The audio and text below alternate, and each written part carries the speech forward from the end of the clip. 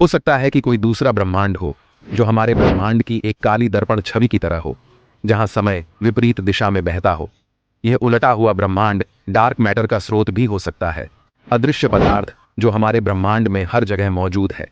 हो सकता है कि वहां और भी कई ब्रह्मांड हो जिनमें आज सुबह आपकी हूबहू नकल हो, लेकिन उसने लाल रंग की टी शर्ट के बजाय सफेद रंग की टी शर्ट चुनी हो, जिससे वह पूरी तरह से अलग जीवन पथ पर चला गया हो।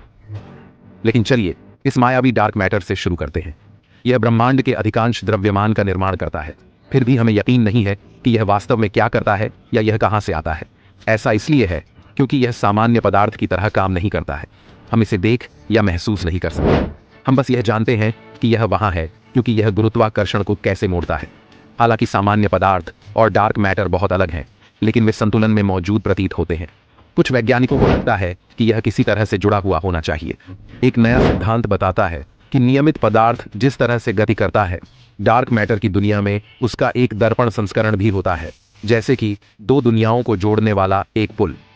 नियमित पदार्थ में एक अजीब संयोग भी है, जहां एक न्यूट्रॉन और एक प्रोटॉन का वजन लगभग समान होता है। यह उन्हें एक साथ चिपकने और परमाणुओं को स्थिर बनाने की अनुमति देता है, जिससे वह सब कुछ मौजूद है जिसे हम अपनी आंखों से देख सकते हैं। यदि प्रोटॉन थोड़े भारी होते तो कोई संतुलन नहीं होता और डार्क मिरर ब्रह्मांड में परमाणु नहीं बनते। शायद चीजें अलग तरह से होती हैं। शायद वहां प्रोटॉन के बराबर अन्य कणों से बंधता नहीं है, जिससे अकेले न्यूट्रॉन पीछे रह जाते हैं, जो डार्क मैटर का स्रोत हो सकते हैं। यह सिद्धांत यह भी सुझाव देता है कि डार्क मैटर का अपना रसायन हो सकता है, जैसे कि डार्क आवर्त सारणी में डार्क परमाणु। सबसे लंबे समय तक वैज्ञानिकों का मानना था कि केवल एक प्रकार का डार्क मैटर था। हालांकि ये कण कुछ मायनों में समान हैं, जैसे कि लगभग अदृश्य होना। वे अपने आकार, गति और गति में भिन्न हो सकते हैं। वे नियमित पदार्थ को कैसे प्रभावित करते हैं? यदि यह विचार सही है तो इसका मतलब है कि अतीत में हमारे ब्रह्मांड और डार्क मिरर ब्रह्मांड के बीच परस्पर क्रिया हो सकती थी। प्रारंभिक ब्रह्मांड में तत्वों का निर्माण कैसे हुआ, इसका अध्ययन करने से हमें इस बारे में सुराग मिल सकते हैं। उलटी दुनिया के विचार ने वैज्ञानिक समुदाय में जिज्ञासा और यहां तक कि कुछ भ्रम भी पैदा किया है। हाल के वर्षों में खगोलविद हमारे ब्रह्मांड की संरचना और व्यवहार को समझाने के लिए लैम्डा CDM मॉडल नामक सिद्धांत का उपयोग करते हैं। इसके अनुसार ब्रह्मांड का अधिकांश भाग दो चीजों से बना है, डार्क एनर्जी और डार्क मैटर। डार्क एनर्जी एक धक्का देने वाली शक्ति की तरह है जो ब्रह्मांड को तेजी से फैलाती है। डार्क मैटर वह अदृश्य धागा है जो अपने गुरुत्वाकर्षण से चीजों को एक साथ खींचता है, एक सार्वभौमिक गोंद की तरह काम करता है। तारे, ग्रह और धूमकेतु जैसी नियमित वस्तुएं मिश्रण का केवल एक छोटा सा हिस्सा बनाती हैं। मॉडल हमें बिग बैंग के बारे में भी बताता है और कैसे सब कुछ एक गर्म, भीड़ भरे स्थान से शुरू हुआ और कैसे ब्रह्मांड बना तब से लगातार बढ़ रहा है और बदल रहा है। जबकि यह मॉडल कई मायनों में सही लगता है, यह सभी ब्रह्मांडीय घटनाओं की व्याख्या नहीं करता है। यदि आप इस मॉडल को कागज के एक टुकड़े पर बनाते हैं तो यह एक दूसरे के ऊपर रखे हुए छपटे पैनकेक की एक श्रृंखला की तरह दिखाई देगा।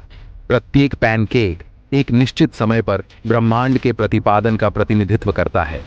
कल का ब्रह्मांड आज के ब्रह्मांड से नीचे होगा, लेकिन यह थोड़ा छोटा पैनकेक होगा। अंत में आप देखेंगे कि ब्रह्मांड का इतिहास इस विशाल उल्टे शंकु की तरह दिखता है, जिसका छोटा सा सिरा बिग बैंग है। इस बिंदु से आगे हम अपने पास मौजूद उपकरणों से समय में और दूर नहीं देख सकते, इसलिए हम नहीं जानते कि आगे क्या है। इतना ही नहीं, हम अभी भी यह सुनिश्चित नहीं कर पाए हैं कि बिग बैंग के तुरंत बाद क्या हुआ था।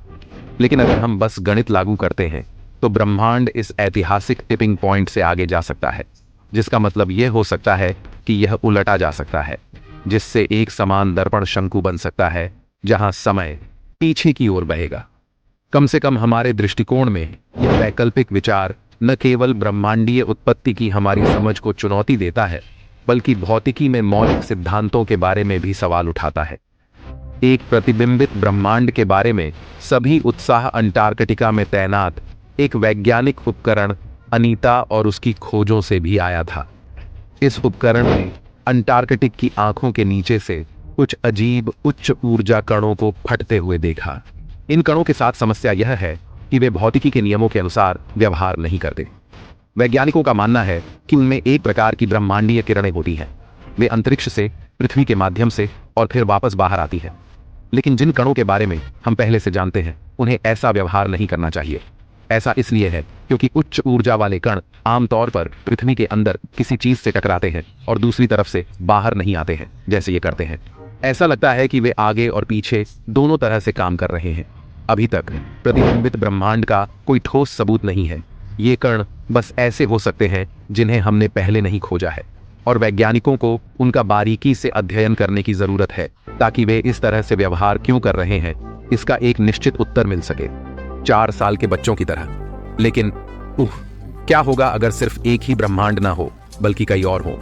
यह मल्टीवर्स अवधारणा मुद्रास्फीति सिद्धांत जैसे विचारों से आती है, जो कहता है कि हमारी दुनिया में यह तेज गति थी, अपने शुरुआती चरणों में विस्तार, जबकि मुद्रास्फीति हमारे पड़ोस में अरबों साल पहले बंद हो गई थी। यह संभावना है कि यह मल्टीवर्स के अन्य क्षेत्रों में जारी रहे, जिससे भौतिकी के अपने स्वयं के नियमों और अद्वितीय विशेषताओं के साथ अलग अलग ब्रह्मांडों का निर्माण हो। हमारा ब्रह्मांड एकमात्र ऐसा ब्रह्मांड है जिसके बारे में हम जानते हैं कि वह जीवन का समर्थन कर सकता है।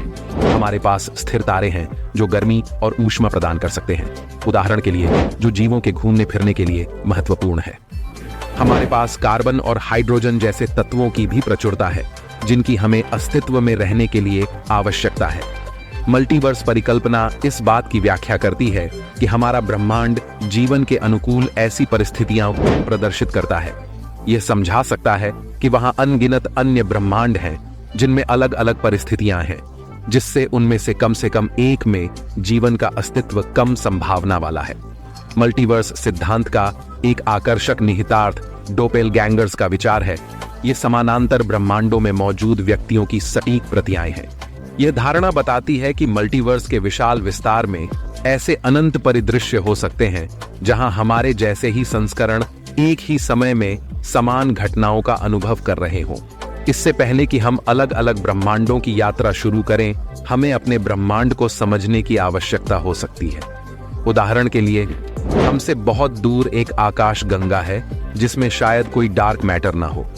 यह लगभग 250 मिलियन प्रकाश वर्ष दूर है और पहली नजर में सामान्य लगती है। लेकिन अगर हम करीब से देखें तो हमें कोई डार्क मैटर नहीं मिलता। अगर यह पता चलता है कि इस जैसी और भी आकाश गंगाएं हैं, तो यह आकाश गंगाओं के निर्माण के बारे में हमारे विचारों को बदल सकता है। डार्क मैटर को आमतौर पर इस प्रक्रिया के लिए जरूरी माना जाता है, जो पूरी चीज को एक साथ रखने वाले गोंद की तरह काम करता है। हालांकि यह सच है कि यह विशेष आकाश गंगा अधिक धुंधली है और इसमें सामान्य से कम तारे हैं। जब इसे पहली बार 2019 में खोजा गया था, तो वैज्ञानिकों ने सोचा था कि इसमें डार्क मैटर नहीं हो सकता है, क्योंकि यह बहुत तेज गति से घूम रहा था। जिस गति से एक आकाश गंगा घूमती है, वह हमें बताती है कि उसमें कितना पदार्थ है। इस गति की तुलना हम जो देख सकते हैं उससे करके खगोलविद यह पता लगा सकते हैं कि डार्क मैटर जैसी कितनी अतिरिक्त सामग्री होनी चाहिए। और इस अनोखी आकाश गंगा में गणित कहता है कि कोई भी पदार्थ नहीं है। इन सभी सिद्धांतों में से एक यह भी है कि डार्क मैटर शायद वास्तविक न हो। यह नया अध्ययन प्रस्तावित करता है कि शायद हम किसी ऐसी चीज की तलाश कर रहे हैं जो अस्तित्व में ही न हो। उन्हें लगता है कि गुरुत्वाकर्षण के बारे में हमारी समझ इतनी अच्छी नहीं हो सकती कि यह समझा सके कि कुछ आकाश गंगाएं अजीब व्यवहार क्यों करती हैं। इसीलिए वे कहते हैं कि इन अजीब व्यवहारों के लिए डार्क मैटर जिम्मेदार नहीं है, बल्कि यह हो सकता है कि हम पूरी तरह से नहीं समझ पाए हैं कि नियमित पदार्थ कैसे काम करता है। वे इन निष्कर्षों को संशोधित न्यूटोनियन गतिकी नामक सिद्धांत पर आधारित करते हैं। यह सुझाव देता है कि गुरुत्वाकर्षण बहुत बड़ी दूरी या बहुत कम गति पर अलग तरह से व्यवहार करता है। आज के लिए बस इतना ही। तो अगर आपकी जिज्ञासा शांत हो गई है तो वीडियो को लाइक करें और अपने दोस्तों के साथ शेयर करें। यदि आप और अधिक वीडियो चाहते हैं तो चैनल को सब्सक्राइब करें और खुश रहें।